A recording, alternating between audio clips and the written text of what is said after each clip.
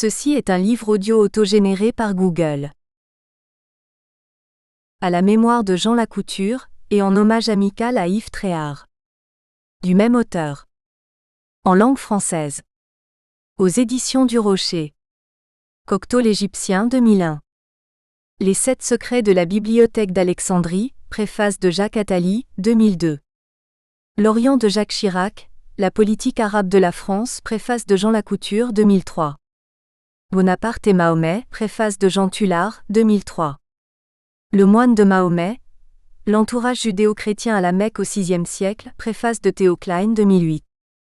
Nos Orients, le rêve et les conflits, entretien avec Jean Lacouture, 2009. Le phare d'Alexandrie, de l'image à l'imaginaire, 2010. Chez d'autres éditeurs. La fascination de l'Égypte, du rêve au projet, édition L'Harmattan, 1998. Jean Lacouture par Mont et par Mots, édition Vaillard, 2012. Saint-Louis en Égypte théâtre, préface de Jean Lacouture, Orients édition 2014. Traduction. Le rêve de convalescence, dernière œuvre du prix Nobel Naguib Mahfouz, préface Mohamed Salmavi, Le Rocher 2003. La correspondance de Bonaparte au Caire, 2 volumes, 3000 p. Institut d'Égypte 2015. En langue arabe. Leibniz et le manuscrit secret de la conquête de l'Égypte, Dar al-Hilal, Le Caire 1998. De Lesseps cet inconnu, Centre national de la traduction, Le Caire 2004. Bonaparte et l'Orient islamique, Conseil supérieur de la culture, Le Caire 2005. Toute la gloire ne s'achète pas au prix du sang et des ruines. Il en est de paisibles, comme celle des lettres, des sciences, des arts qui avec moins d'éclat sont plus dignes d'une éternelle admiration. Cette gloire ne s'arrache point, c'est le fruit mûr d'un long et persévérant travail qui, cueilli avec patience, doit se goûter avec modestie. Louis-Auguste Martin 1855, l'esprit moral du XIXe siècle. Alexandrie, Rosette, Le Caire, El Harich itinéraire de Bouchard en Égypte. Première partie. Le rêve archéologique, les dessous de la découverte de la pierre de Rosette. Découverte de la pierre de Rosette par Bouchard en présence de Bonaparte et de Menou. Sur fond d'une lettre manuscrite de Menou au notable de Rosette en arabe et en français. Peinture de l'artiste égyptienne Riyam Mohamed. Chapitre 1. En attendant Bouchard, Rosette, ville du café et de poissons séchés. La jeunesse de Rosette eut lieu lors d'un certain printemps de l'an 853 de notre ère, lorsque le calife abbasside al-Mutawakil ordonna la construction de quelques forts sur la côte méditerranéenne de l'Égypte afin de protéger le pays contre la menace byzantine. À peine les ingénieurs du calife avaient-ils commencé l'établissement de la carte topographique de la côte qu'ils tombèrent sur le site qui se trouvait à 10 km de là, en remontant l'embouchure du Nil en amont, et qui était mentionné par Strabon sous le nom de Boulboutine. Il était appelé par les pêcheurs de la région, Rachid. Ce nom prédestiné n'était qu'une altération de l'égyptien ancien, Rikit, qui signifie les habitants du delta. Rikit est devenu donc Rachid chez les Arabes, puis Rosette pour les consuls européens à l'âge d'or de la ville. Il est utile d'aborder préalablement les origines arabes de la ville, avant de voir son destin frapper incessamment aux portes de la France. Au temps des Fatimides, Rosette profita de la fondation de la ville du Caire pour devenir en peu de temps le port principal alimentant le Caire. Rosette constitua alors une entité territoriale autonome, n'appartenant à aucune des provinces du pays. Le grand géographe arabe Al-Idrissi la dépeint comme une ville de commerce et parle des pêcheurs sur le Nil et sur la mer. Il décrit surtout l'exportation des moules et des poissons séchés en conserve. En 1249, Saint-Louis s'empare de Damiette, la sœur de Rosette, qui se trouve sur l'autre embouchure de la branche est du Nil. Pendant que Saint-Louis et son armée avancent dans le delta pour conquérir le Caire, la route Rosette-Le Caire fourmillée de chars et de chariots, caravanes et marchandises, armes et munitions et toutes sortes de produits nécessaires à la vie et à la guerre venant directement de Rosette pour nourrir peuple et armée au Caire. Voilà une ville de poissons séchés et de moules. Voilà le cadeau que fit Saint-Louis à Rosette. D'autres Français viendront faire encore des cadeaux plus prestigieux à Rosette. C'est ainsi que mosquées et caravansérails firent leur apparition à Rosette, au temps des sultans mamelouks d'Égypte. Ces derniers, vainqueurs de Saint-Louis, eurent une certaine passion pour Rosette. Prenons le plus grand parmi eux, le sultan Al-Ashraf Qaït Bey que nous allons rencontrer plusieurs fois dans ce livre. Vers la fin du XVe siècle, les madrasas, écoles et les mosquées de ce sultan embellissaient et embellissent encore la ville du Caire. Ses réalisations militaires s'élèvent à Alexandrie et à Rosette. En effet, Qaït Bey a construit 2 citadelles maritimes jumelles. C'est dans l'une d'elles, celle de Rosette, que le lieutenant Bouchard offrira au monde la légendaire pierre de Rosette que les prochains chapitres proposent de raconter. Restons encore un peu à Rosette. Après Qaït Bey, le sultan Al-Ghori, le dernier de la dynastie des Mamelouks, allait donner au Caire, à Alexandrie et surtout à Rosette de magnifiques maisons et mosquées que nous admirons encore aujourd'hui. Il meurt en 1516 à l'âge de 88 ans dans une bataille mémorable devant les Ottomans. L'Égypte n'est plus mamelouk, elle est désormais ottomane. Elle allait entrer pendant 4 siècles dans une ère de décadence.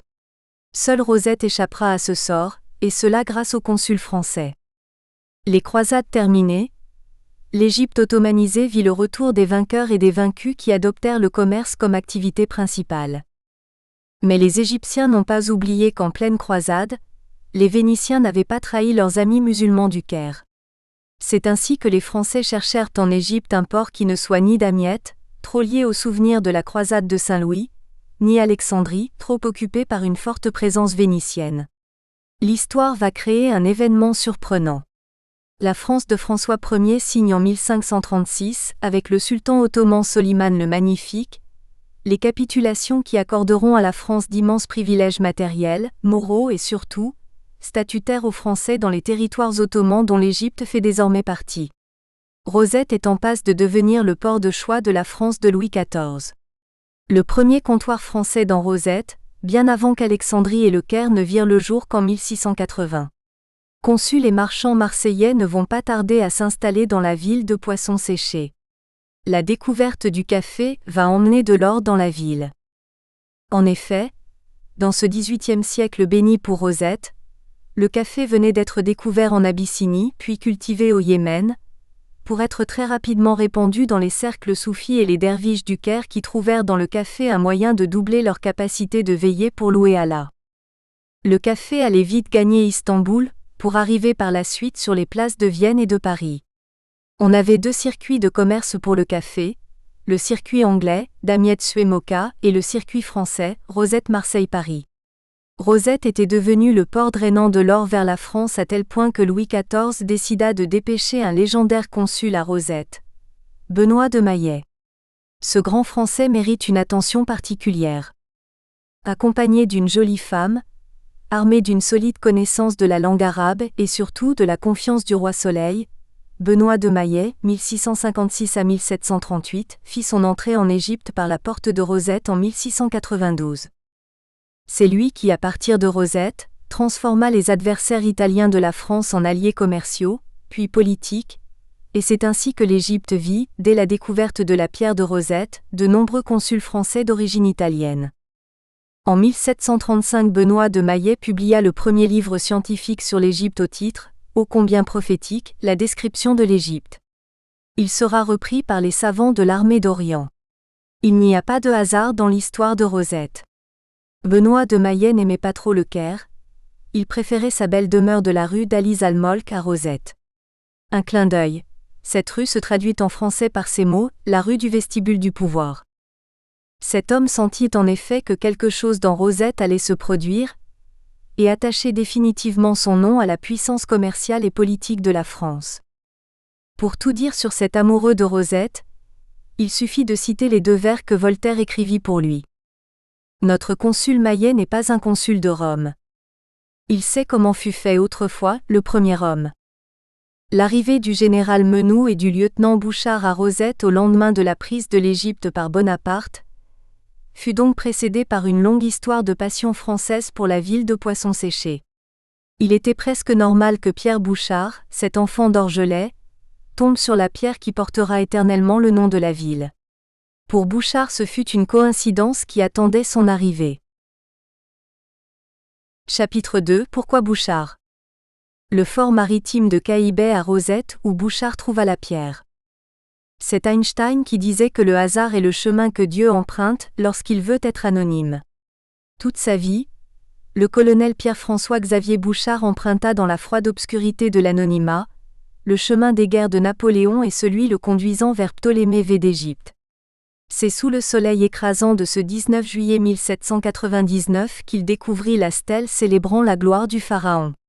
Cette découverte connue universellement sous le nom de pierre de Rosette, va le tirer définitivement de l'anonymat, et faire de lui le Christophe Colomb de la prestigieuse science de l'égyptologie. En offrant à Champollion l'instrument par lequel il deviendra le glorieux déchiffreur des hiéroglyphes, Bouchard nous a légué une des énigmes les plus complexes de l'histoire. Cet oubli obstiné des historiens qui le frappe durement et jette un voile épais non seulement sur sa majestueuse découverte mais aussi sur son engagement sans faille dans les guerres napoléoniennes. Plus étrange encore, l'ignorance de sa prose de fin observateur et d'acteur, on le verra, au moment du tragique siège de la ville égyptienne d'El Arish par les Ottomans et celui du siège héroïque de sa bien-aimée Rosette par la marine britannique dans les derniers jours de l'expédition française en Égypte. Deux douloureuses batailles qui mettront fin à l'aventure militaire et scientifique de Bonaparte en Égypte entre 1798 et 1801. Né en 1771 à Orgelet, alors village blotti dans les hauteurs du Jura avec sa somptueuse église fortifiée et sa fière tour qui ressemble à un phare plutôt qu'à une sentinelle, l'enfant Bouchard aurait contemplé cette tour tendue vers le ciel comme une passerelle entre ciel et terre. N'y avait-il pas ici le début d'une passion vers la balbutiante aérostation et conquête de l'air, qui le mènera vers l'école polytechnique à Paris puis en l'Égypte? Cette église est étrangement fortifiée avec une grande enceinte et de nombreux dispositifs et motifs de défense, comme si le dogme avait besoin d'épouser l'architecture. N'y a-t-il pas ici ce pathétique sens du devoir qui allait marquer son existence d'abnégation de moine et de désintérêt benoîte? Ainsi, l'homme qui offrira à l'Antiquité égyptienne une seconde vie comme Champollion lui donnera une voix, restera un soldat qui ne savait faire que son métier de militaire, à l'ombre de ce Bonaparte qu'il a côtoyé au Caire et à Rosette et qui est devenu ce Napoléon qui fit trembler le monde. D'Orgelet à Rosette, on retrouve la même distance symbolique entre Bonaparte et Napoléon, de la découverte de la pierre de Rosette jusqu'à l'éblouissante science de l'égyptologie. C'est ce passage miraculeux de l'obscurité à la lumière que Bouchard a su saisir par sa prophétique intuition au moment de la découverte de la pierre.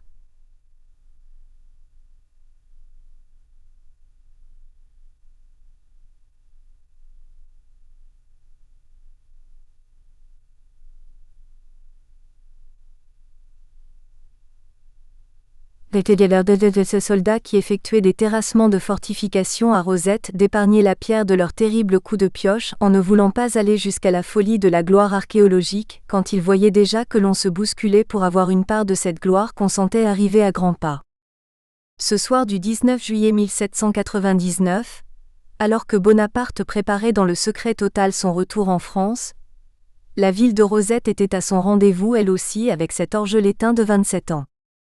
En effet, dans toute la misère infligée à l'Égypte par l'occupation ottomane depuis 1517, seule Rosette vivait dans l'opulence et la luxure, à tel point que Chateaubriand dira, quelques années plus tard, en 1805, qu'elle lui semblait être le paradis sur terre. Sans oublier le général Menou, commandant de la place de Rosette, qui venait de se convertir à l'islam et de se marier à une belle fille de notable de la ville, Zoubida. Bouchard décide alors de transférer la lourde stèle de 800 kg jusqu'au quartier général de Menou. C'est dans ce cadre de richesse et d'euphorie collective, un mariage traditionnel en Égypte dure une semaine, que la pierre atterrit chez le général Menou prend alors 3 grandes décisions. Transférer la pierre à l'Institut d'Égypte au Caire. Prendre, par précaution, l'empreinte des inscriptions en 3 langues gravées sur la pierre. Charger Bouchard d'escorter en personne la pierre avec ses soldats par le Nil jusqu'au Caire. On y reviendra dans le chapitre consacré au général Menou. Ainsi, Bouchard porta sa découverte comme on porte son bébé au baptême. Mais dans le bateau qui voguait vers le Caire, et en présence de quelques savants de l'expédition qui étaient restés à Rosette, il se passait des choses qui ne tardèrent pas à couper les ailes de celui qui faisait de l'aérostation sa passion. Comme Bouchard, le destin de sa découverte tournera court pour tomber rapidement aux mains des Anglais triomphants des Français en Égypte. Ils prendront curieusement aussi bien Bouchard que la pierre comme otage et prise de guerre. Ils ramèneront Bouchard jusqu'à Marseille, mais la pierre, elle, sera expédiée jusqu'à Londres où elle confère aujourd'hui au British Museum une aura toute particulière. Encore un hasard. Ce 21 août 2020, mon ami Alain Fabry, humaniste et haut cadre du groupe Suez en Égypte et en Asie, m'invite pour donner une conférence dans son magnifique château de Verges à vol d'oiseau d'Orgelet. Parmi les invités, le jeune maire de cette ville, Jean-Paul Dution, vient me saluer avant d'entamer une belle discussion sur Bouchard et son désir de donner à sa ville, la fabuleuse histoire de Bouchard et sa pierre de Rosette, un prestige national et international. Comme j'ai cité Einstein, au commencement de cette introduction, la rencontre avec Jean-Paul Dution fut peut-être un hasard, mais elle permettra, espérons-le, de sortir Bouchard de l'obscurité et de l'oubli comme il a sorti la pierre de Rosette de son éternel ensevelissement. Cet ouvrage aspire à lui jeter un faisceau de lumière, et le tirer ainsi de l'anonymat. L'inspiration est une réponse à l'aspiration. Chapitre 3 – Un pionnier de l'aérostation. Comment échapper à sa condition d'être né dans la misère? Fils de menuisier dans un milieu rural et austère, Bouchard a connu la faim et la difficulté de s'instruire. Mais il n'avait point la crainte du lendemain. Il put supporter la souffrance du présent car il avait une raison d'être. Entrer dans l'armée comme on entre en religion. En effet, Bouchard a su très tôt mesurer sa misère en ne se laissant pas ronger par elle. Après un passage obligé au collège d'Orgelet, il complète ses études avec 2 années de philosophie et de mathématiques à Besançon. Il est ensuite mobilisé dans la première réquisition de 1793. Bouchard, qui n'avait que 22 ans, est nommé sergent-major d'une compagnie de grenadiers à Paris. À Paris, la liberté commence où la misère finit. Désormais, une nouvelle vie s'ouvre devant lui. Mais entrer dans l'armée n'est-ce pas aussi découvrir les horreurs de la guerre? Il ne savait pas que d'autres guerres l'attendaient au-delà de l'Europe, dans ce fascinant Orient lointain. Il découvre aussi le prestige dont jouissent les militaires dans la société. Bonaparte dira que l'armée est l'âme de la nation. Mais notre Orgeletin aperçut la carrière des armes avec une certaine humilité. Bouchard restera toute sa vie fidèle à son métier de militaire. Une fidélité qui ne lui était pas souvent malheureusement bien récompensée. Quiconque s'élèvera, dit le proverbe, sera abaissé, et quiconque s'abaissera sera élevé. Malheureusement, Bouchard a opté pour la seconde voie et les circonstances ne l'ont pas aidé à aller jusqu'au bout. Sa compagnie sera vite appelée à s'engager dans les difficiles fronts de la Champagne et de la Belgique. Ensuite, viendra ce moment dans la vie de la jeunesse, où l'on sent que l'on a trouvé enfin sa voie. En août 1794, Bouchard est envoyé à la 2e compagnie d'aérostiers. L'image de la tour imposante de l'église de son Orgelet natal lui revient à l'esprit. Elle fut toujours pour lui, le défi gagné de l'homme sur les lois de la gravitation. Son élévation personnelle prend enfin la bonne direction.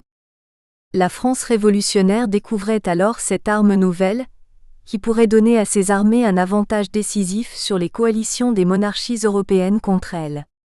Après un stage rapide d'1 mois, il est affecté à la toute nouvelle École nationale aérostatique à Meudon. Le directeur de l'école n'est autre que le célèbre Comté qui jouera dorénavant, et jusqu'à la fin de ses jours, le rôle du guide protecteur. Cette amitié qui a commencé à Meudon, les propulsera jusqu'au pied des pyramides. Mais qui était Comté qui comptera énormément dans la vie de Bouchard? Nicolas-Jacques Comté était de 16 ans l'aîné de Bouchard. Être directeur à la tête d'une école d'excellence n'était que le fruit d'une renommée fulgurante dans le monde des innovations. La physique, la mécanique, la chimie, l'anatomie et la peinture, dans cette France qui cherchait obstinément le moindre génie dans ses rangs pour vaincre les ennemis de sa révolution.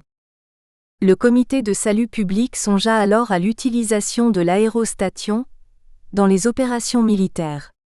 Les regards étaient alors tournés vers ce jeune inventeur passionné de mécanique aérostatique. Comté était chargé de former une commission de savants spécialistes. Il y intègre Bouchard, et lorsque Comté est appelé, on vient de le voir, à diriger la première école d'aérostation, il fera nommer Coutel, l'observateur de Fleurus, une autre grande figure inventive de l'époque, et Bouchard comme directeurs adjoints. Un boulevard s'ouvre alors devant notre enfant d'Orgelet. Le célèbre portrait de Comté que le graveur Robert de Launay nous a légué est marqué par ce bandeau couvrant un œil.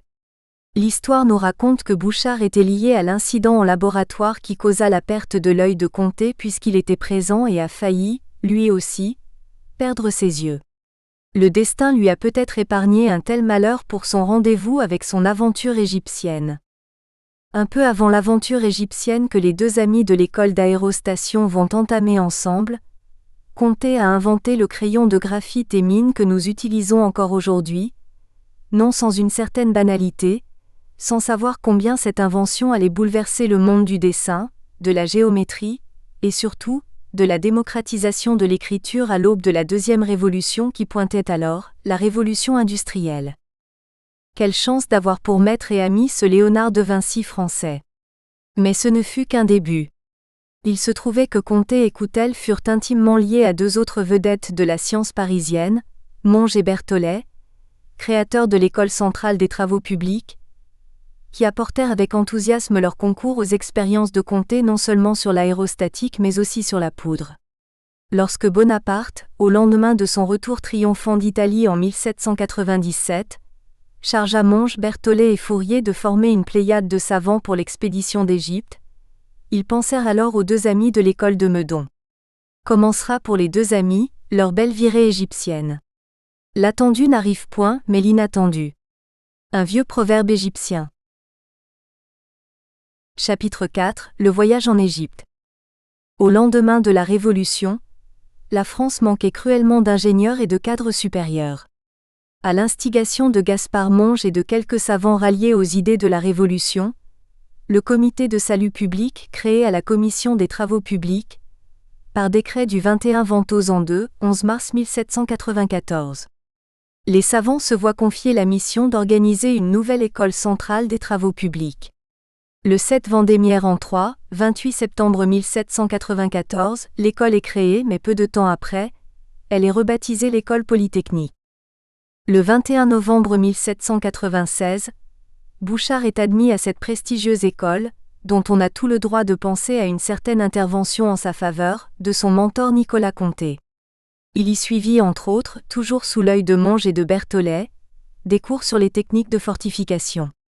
C'est son excellence dans cette spécialité qui fera de lui, le fortificateur par excellence en Égypte et ailleurs par la suite. Et c'est par l'art des fortifications qu'il trouvera sa gloire en Égypte le jour où il dirigera les travaux de fortification du fort Julien, ou Julien, à Rosette. Un bonheur n'arrivant rarement seul, ce grand Monge, rappelons qu'il fut pendant un court temps entre 1792 et 1793 ministre de la Marine, part en mission en Italie pendant la conquête de Bonaparte et devient le commissaire des sciences et des arts. C'est à partir de ce moment que ce mathématicien et physicien de renommée devient le savant par excellence, et la figure divine des sciences modernes aux yeux du jeune général qui était de 23 ans son cadet.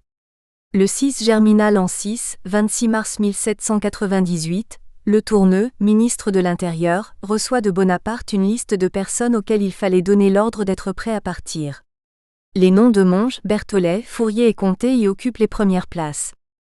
Le 13 Germinal an 6, 2 avril 1798, Monge reçoit directement une lettre de Bonaparte lui demandant de tout faire pour s'accaparer de l'imprimerie arabe de la propagande, du Vatican. « Dussé-je remonter le Tibre avec l'escadre pour vous prendre ?» lui dit-il. Le 20 avril de la même année, Bouchard est affecté à l'armée d'Orient. Bonaparte fera à plusieurs reprises, on le verra, allusion à lui en Égypte. Comme la guerre est un aspect de la paix, cet engagement de Bouchard dans l'armée d'Orient est un aspect d'une conquête archéologique présomptive. On sait bien que Bonaparte, qui occupait le navire amiral L'Orient, s'est attaché définitivement à Monge et à Berthollet. À bord, pendant la traversée en Méditerranée, les discussions portaient sur l'histoire et souvent sur l'avenir. Le rêve oriental du conquérant d'Italie était-il en train de se réaliser? Le souvenir d'Alexandre le Grand n'était pas loin. Si ce dernier avait pour maître Aristote, lui, avait toute une pléiade de savants, toutes disciplines confondues. Seul bémol de jalousie dans ce bel orchestre de l'avenir est inévitablement l'âge de son maestro. En effet, le général en chef de cette belle armée d'Orient n'avait que 29 ans alors que son mythique prédécesseur grec n'avait, au moment de la conquête de la terre des pharaons, que 26 ans. Les questions d'âge sont toujours sujettes à moquerie quand on s'appelle Napoléon, et quand on a sous ses ordres des généraux plus âgés. Pas loin du navire amiral, l'Orient, séparé par quelques grosses vagues et vents chauds en cette fin de juin 1798, se trouvait le Franklin, navire du ténébreux Strasbourgeois et général sans rêve mais grand militaire dans l'âme, le général Kléber. Est-il un hasard que Comté et Bouchard soient de la compagnie du commandant en chef de l'armée de Sambre et Meuse ? On ne le saura jamais, mais les liens affectifs vont rapidement se créer entre Kléber et Comté, et par conséquent avec Bouchard. D'ailleurs, des trois commandants en chef de l'armée d'Orient, Bonaparte, Kléber et Menou, le seul qui va citer nommément Bouchard dans sa correspondance, par sa qualité de découvreur de la pierre de Rosette, c'est bien Kléber. Les deux autres se contenteront d'en faire obsessionnellement allusion chaque fois qu'il sera question de génie militaire ou d'inspection dans le lac Manzalais. On le verra. À bord du Franklin, on peut imaginer les sujets de discussion. L'aérostatique, très en vogue à l'époque, aussi fascinante que la conquête de la planète Mars aujourd'hui. Forts de leurs expériences de Meudon, Comté et Bouchard y sont intarissables. Leurs dangereuses expériences, en laboratoire dont les stigmates sont fièrement affichés sur les visages comme les autres affichent leurs trophées. Un peu plus drôle, l'histoire des frères Bouchard qui avaient été incarcérés par le gouvernement de Rome à cause de leur liaison avec les commissaires français pour les sciences et les arts. Ils ont été libérés grâce à l'intervention de Joseph Bonaparte, alors ministre de la République à Rome. Il s'agit certainement d'autres Bouchard. On ne peut imaginer que l'orgelétain élève de l'école polytechnique aurait osé abandonner ses cours à Paris pour aller à la rencontre des commissaires des arts français, dont son maître Monge, car Bonaparte qui raconte cette histoire dans sa correspondance, nous apprend que ces Bouchard n'avaient pas de passeport français et qu'ils n'avaient pas pu venir le remercier à Paris.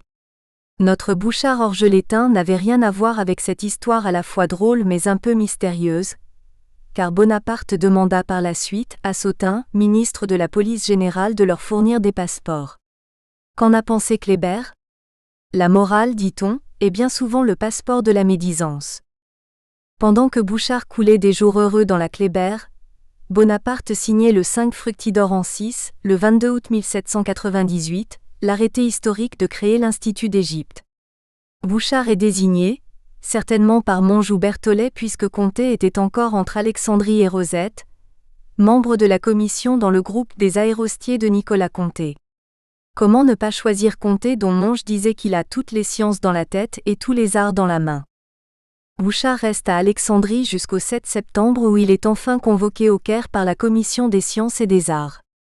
Après les illusions bancales d'Alexandrie, le voilà en route pour la réalité militaire et scientifique du pays. Terrible paradoxe mais surtout, un premier pas sur la route de Rosette. Une illusion de moins, dira Alexandre Dumas, c'est une vérité de plus. Bouchard va désormais inéluctablement vers sa grande vérité.